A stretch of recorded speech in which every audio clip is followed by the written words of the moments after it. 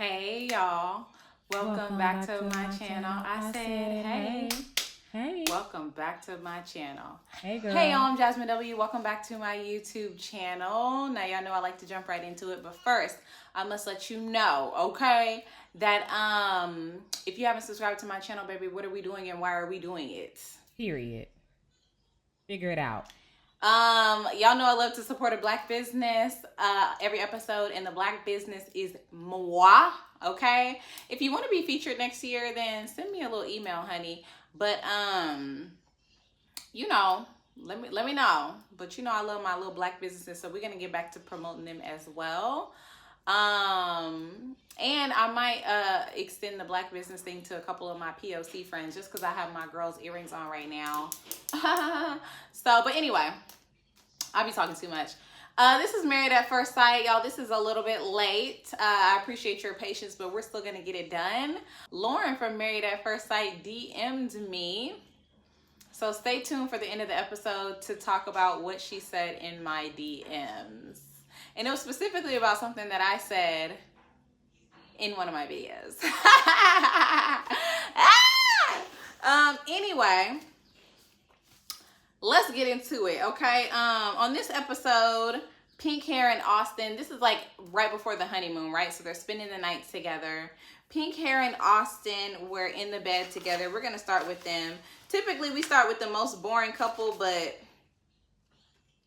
actually, let's start with Brennan and the blonde, because I only have 3 lines on them. Okay. I wrote down, the producer said, unbutton her slower. On this season, we got, I guess the producers like to show all of the guys helping their wives unbutton their dresses. That's a little sexy. I think that's kind of a cute little note or whatever. It's okay. My dress when I got married had a zipper, so it was very easy. I just zoop. Okay. It wasn't the first time though, but anyway. Girl, get to the review. They said unbutton her slower, Brennan. Brennan and the blondie, even though I thought they were going to have sex, they didn't. And they both said that they needed time. I said, oh, okay. Interesting. And then they met with each other's families, and that was boring. Let's move on to the next couple, honey. Girl. Pink Hair and Austin. Austin wore a hat to bed. I said, that's a really good idea if you're a hat fish. Yes. Yeah, if you ugly with your hat off, wear your hat to bed, honey. I'm gonna let you do it too. I'm gonna let you sleep. And if you fall asleep and it come off a little bit, I'm gonna put it right back on. I'm gonna lift your head up and put it right back on, honey, because I want you to be cute to me. Exactly. Don't give me the Anyway, I wrote down that Pink Hair has some cute pajamas on. I love pajamas. I wear pajamas a lot. If you ever see me go live on TikTok or Instagram, you already know I love pajamas. I said they look cute and comfy. I wrote down Pink Hair just say that she agree with everything Austin say. He'd be like, yeah, I hate cats. Me too. Same. Yeah, I don't really like dogs either. Oh my God, I have a dog, but I hate dogs. We're so alike. It's crazy. We're so same. We're so similar. We're twins. Child, anyway, Soulmates. Twin flames.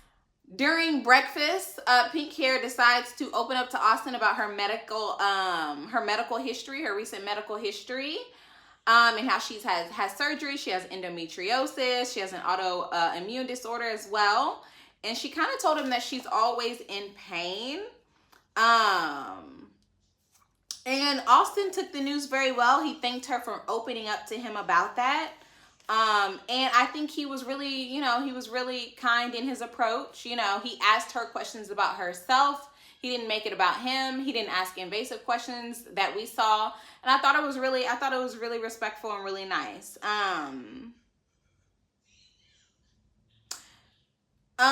When Austin met with Pink Hair's family, they said that she was alone while recovering after surgery. I wrote down, where was y'all?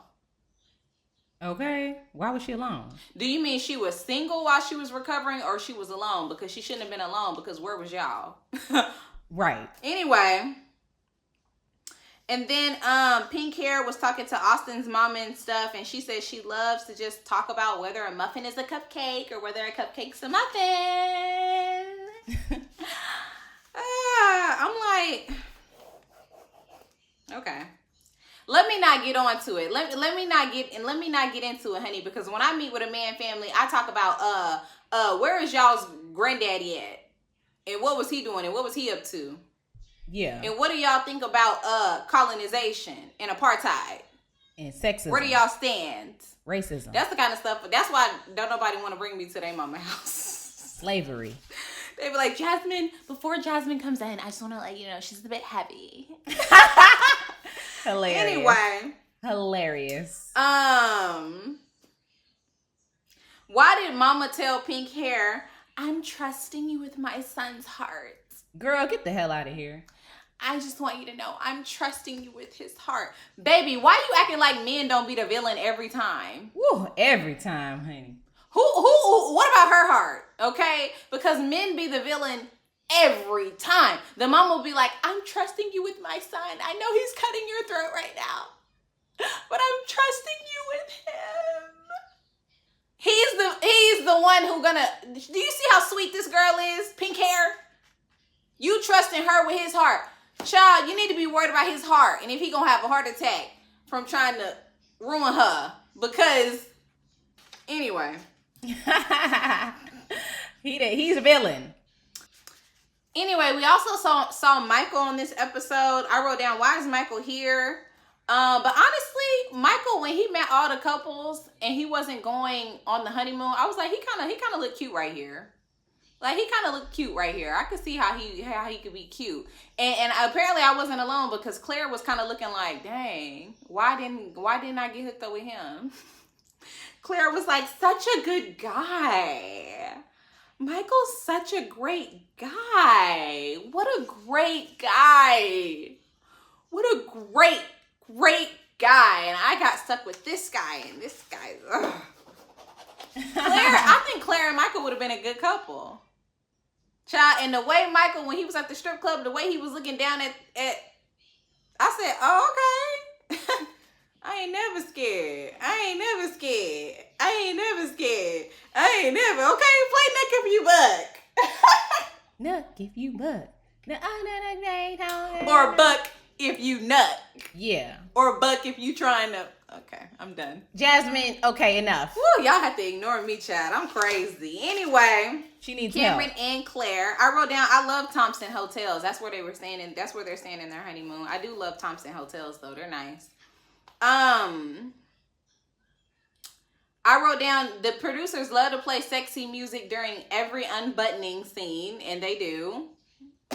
Bow, bow, bow, bow. Girl, yeah. I love to unbutton your dress, yeah. It's always some off-brand sexy music. It's always some off-brand. Robin Thicke. What's the guy who? Lost without you. What he sing? What's his name? Robin Thicke, girl. It's off-brand him. You know. Anyway. It's Robin Thin.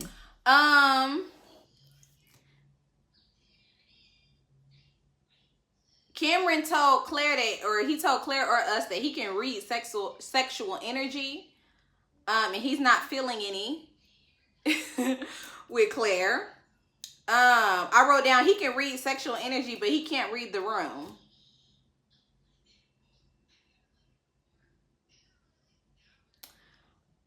I wrote down, I'm sensing some major self-centeredness from Cameron. Listen, I'm not surprised, and y'all shouldn't be either, but Cameron is showing us that he is very delusional, that he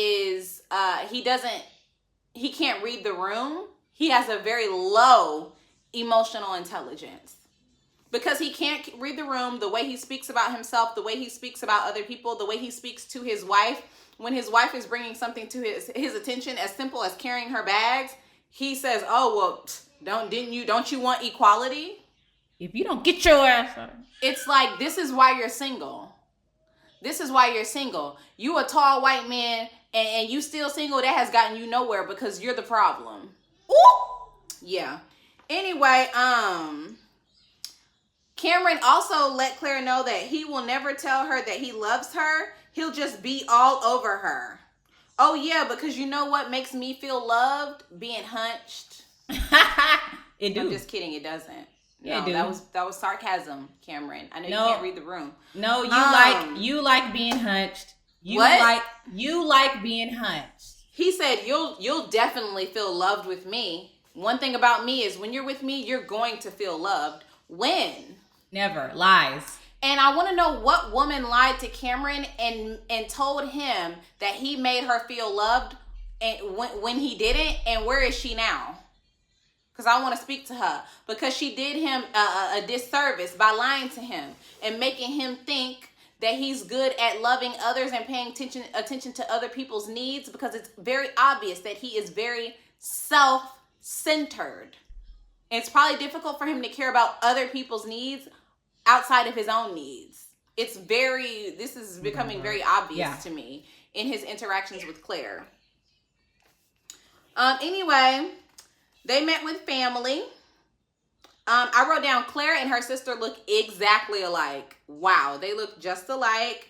Cameron let us know that he's had 5 relationships that lasted a year, approximately a year each. Red flag.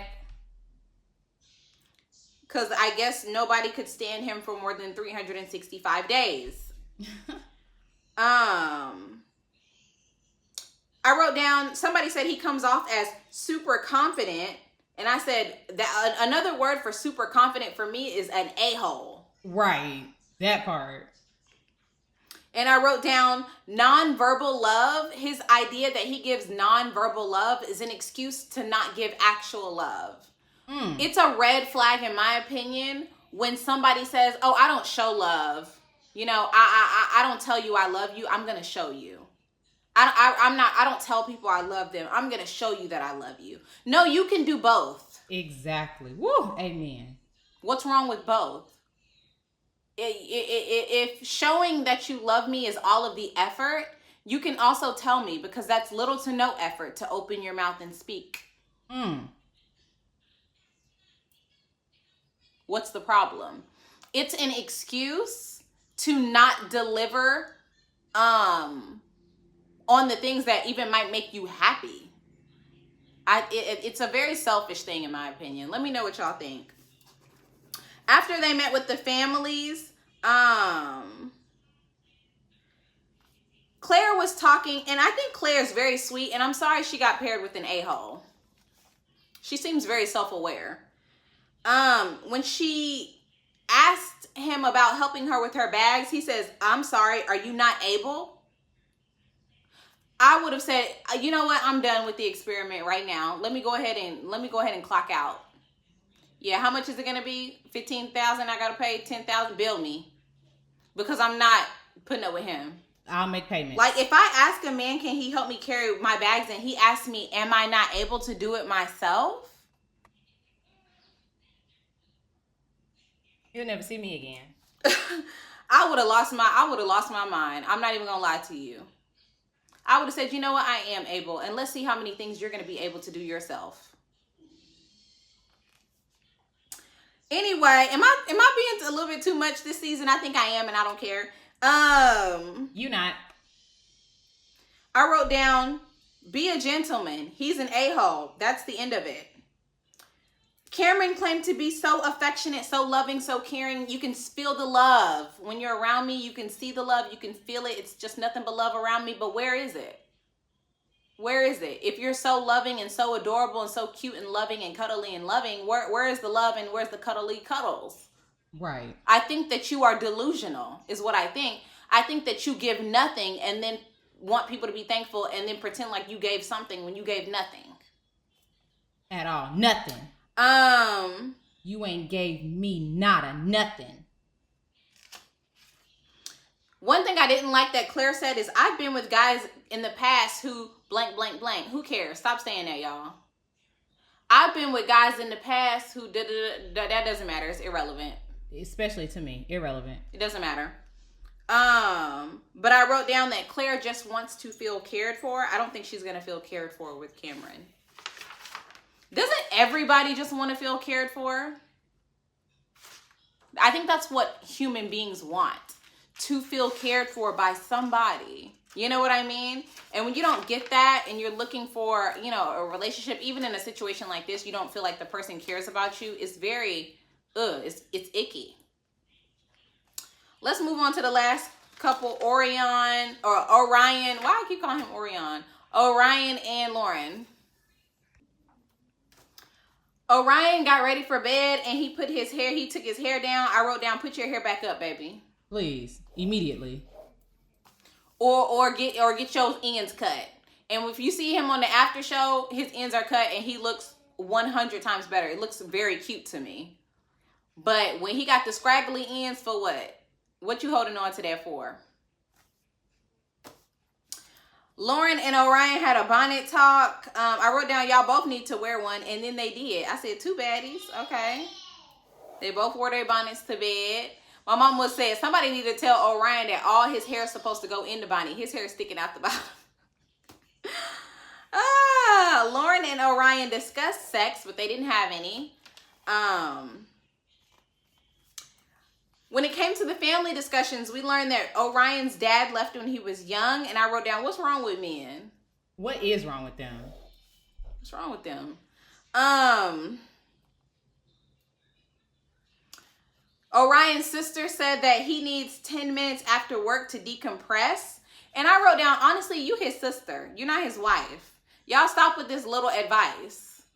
If I lived at home with my mom and my brother lived there too, I would need 45 minutes after work to decompress. Do not come in here. But if it's my man, baby, come in. You can come in while I'm on a meeting. I can turn the camera off. I don't have to say much. Right. Like, it's not the same if you're in a relationship with somebody that you love and care about. You my sister. Okay? And now he's married to a sister. Don't worry about when he get off work, how many times don't worry about all that, sweetheart. Don't worry about that, sweetheart. You don't know. Okay? Let him do his thing with his wife and let her learn him. Because the rules that apply to you may not apply to her. Anyway, I wrote down strong black woman. I don't know where I wrote that down. After meeting with the families, I wrote down all the black women on this show historically get braids before the honeymoon. Historically, y'all, we one thing we're gonna do, honey, is when we figure out what day we get married, a day later, we're gonna get them box braids. Okay. We're gonna get those box braids, honey. It is culture at this point, okay? Box braids are a closed practice. All right, and y'all see, because it is cultural for us. It means something. All right. Anyway, why did I think it was pink hair? I wrote this. I don't know how this got mixed up in here, but pink hair didn't know how to pronounce the word palladium. Palladium. Why did she say palladium? Child, this the U.S. education system, honey. Anyway. On the way to the hotel, Cameron, which is the guy from New Zealand, said something about, in reference to the hotel, about it not being too far off of the reservation. Then he said, oh, my bad. I wrote down, white people got to do better. He said it's not too far off of the reservation. And Orion was looking at him like, he looked very embarrassed. Now, one thing I will say in Cameron's defense, which doesn't happen for me very often, is you do make a reservation for a hotel. So maybe it was just an innocent slip up of the word reservation because they were talking about the hotel. But Orion said, listen, I know ignorance when I see it, baby. Period. I said, ooh. Ooh. And Cameron was looking like, baby, he was looking like a straight Christopher Columbus. Anyway, let's get into what Lauren said in my DMs. Oh, let's get into the tea, honey. So I'm gonna kind of read what I think is important. Lauren DM'd me on November the 5th. And it was a cold DM. So she said, I enjoy your videos. This is how she started. She said, I enjoy your videos. You're funny and I like seeing Black women in humor. But just FYI, I've been in therapy since 2019. Losing my mom sucked, but I didn't try to fill the void with a Negro. LMAOOOOO. I continued therapy and moved home for 4 months to be with my family. My mom always told me that life is for the living. So I didn't feel the need to not do the show just because she died. I wanted to keep living. I'm crazy, clearly, because I did this crazy show, but not stupid. Anyway, I enjoy your content and I hope you enjoy this silly show. I replied, oh Lord, is this Lauren? Because her name was something else. Her Instagram is really kind of incognito. So I said, is this Lauren? She replied with some emojis. She said, let me get out of here before I get sued. And I replied, I said, hey, Lauren, well, I hope I didn't imply that you went on the show to replace your late mother with a man. She said, it's me and my chin in the flesh, baby. Because I did make a comment about her chin on the first episode. I also made a comment about my own chin. We are chin girlies. Okay. I wrote down, it's just more of a note for people watching. Really, there's no replacement for that. I meant her mother. I said, I'm glad you laughing. That's the whole point of making fun of me making fun of y'all. I do hate when people come from the show. I do hate it when people from the show message me though, because now I know I cannot make fun of y'all in peace. From one chin to another. Heart. She said, my bad, continue. I was never here. I said, I'm kidding. I said, sis, since you are here, can you find the Asian guy or the Native American guy for me? Let's focus on the Native guy because that's your cousin-in-law.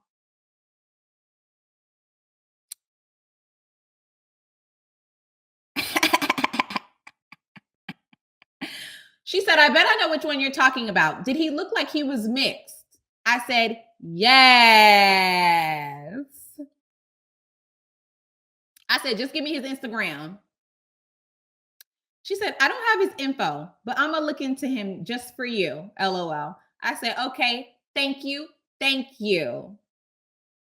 She said, I hope you have a great week. I just came here because I was tired of folks assuming that I ain't got a therapist. I do, and she's Black. I said, okay. And you know I'm going to tell people you got one next week because I love some therapy. She said, one last thing. I do not expect you or anyone else not to speak negatively about me or make jokes about me. I went on reality TV. Public critique and ridicule come with the territory. So please don't think that's why I messaged you. At least your critiques be funny as opposed to others. I could just tell that you are a person invested in therapy, so I wanted to share a little tidbit with you. Actually, I think 4 out of 10 of us were in therapy before filming. Some others could have benefited from being in therapy, but that's none of my business. Okay, I'm done now. I said, oh, you aren't the first person from Married at First Sight to message me over time. I can't let y'all's messages deter me from making my jokes. At the end of the day, it's really all in fun. And I think most people who support me know that, and we have a good time.